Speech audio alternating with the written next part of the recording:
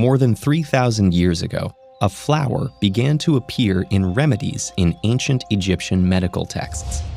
Across the Mediterranean, the ancient Minoans likely found ways to use the same plant for its high. Both ancient civilizations were onto something. Opium, an extract of the poppy in question, can both induce pleasure and reduce pain. Though opium has remained in use ever since, it wasn't until the 19th century that one of its chemical compounds, morphine, was identified and isolated for medical use. Morphine, codeine, and other substances made directly from the poppy are called opiates. In the 20th century, drug companies created a slew of synthetic substances similar to these opiates, including heroin, hydrocodone, oxycodone, and fentanyl. Whether synthetic or derived from opium, these compounds are collectively known as opioids. Synthetic or natural, legal or illicit, opioid drugs are very effective painkillers, but they are also highly addictive. In the 1980s and 90s, pharmaceutical companies began to market opioid painkillers aggressively, actively downplaying their addictive potential to both the medical community and the public. The number of opioid painkillers prescriptions skyrocketed, and so did cases of opioid addiction, beginning a crisis that continues today. To understand why opioids are so addictive, it helps to trace how these drugs affect the human body, from the first dose through repeated use to what happens when long-term use stops. Each of these drugs has slightly different chemistry, but all act on the body's opioid system by binding to opioid receptors in the brain. The body's endorphins temper pain signals by binding to these receptors, and opioid drugs bind much more strongly for longer. So opioid drugs can manage much more severe pain than endorphins can. Opioid receptors also influence everything from mood to normal bodily functions. With these functions too, opioids' binding strength and durability mean their effects are more pronounced and widespread than those of the body's natural signaling molecules.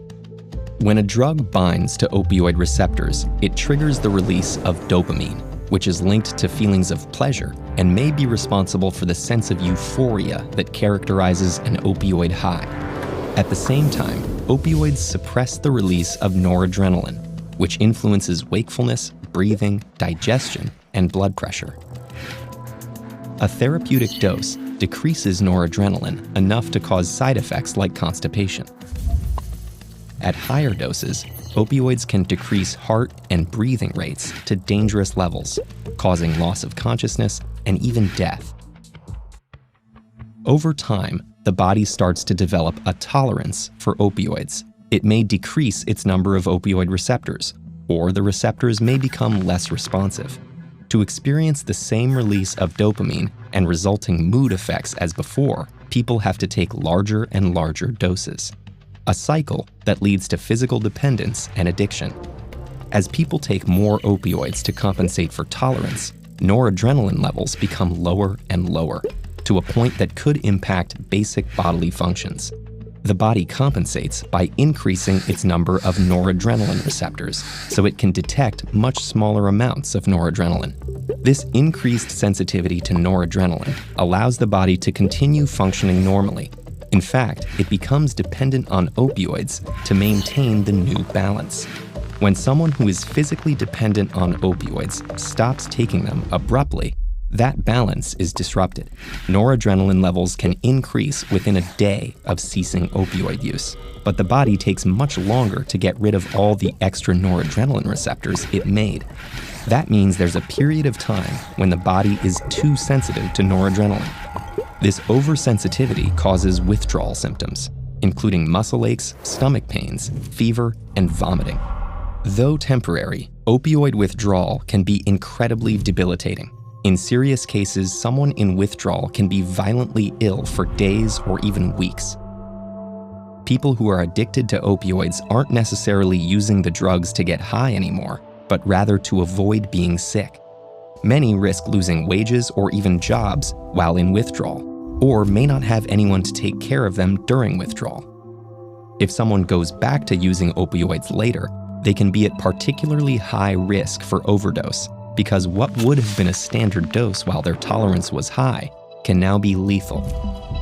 Since 1980, accidental deaths from opioid overdose have grown exponentially in the United States, and opioid addictions have also exploded around the world.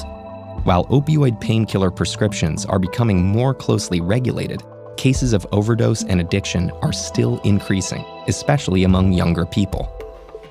Many of the early cases of addiction were middle-aged people who became addicted to painkillers they had been prescribed, or received from friends and family members with prescriptions. Today, young people are often introduced to prescription opioid drugs in those ways, but move on to heroin or illicit synthetic opioids that are cheaper and easier to come by.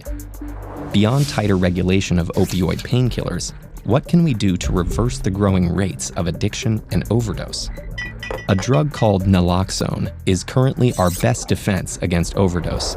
Naloxone binds to opioid receptors but doesn't activate them. It blocks other opioids from binding to the receptors and even knocks them off the receptors to reverse an overdose. Opioid addiction is rarely a standalone illness. Frequently, people with opioid dependence are also struggling with a mental health condition. There are both inpatient and outpatient programs that combine medication, health services, and psychotherapy. But many of these programs are very expensive, and the more affordable options can have long waiting lists. They also often require complete detoxification from opioids before beginning treatment. Both the withdrawal period and the common months-long stay in a facility can be impossible for people who risk losing jobs and housing in that time frame. Opioid maintenance programs aim to address some of these obstacles and eliminate opioid abuse using a combination of medication and behavior therapy. These programs avoid withdrawal symptoms with drugs that bind to opioid receptors but don't have the psychoactive effects of painkillers, heroin, and other commonly abused opioids.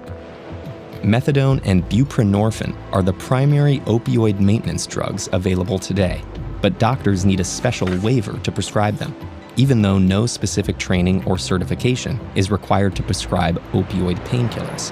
Buprenorphine can be so scarce that there's even a growing black market for it. There's still a long way to go with combating opioid addiction, but there are great resources for making sense of the treatment options.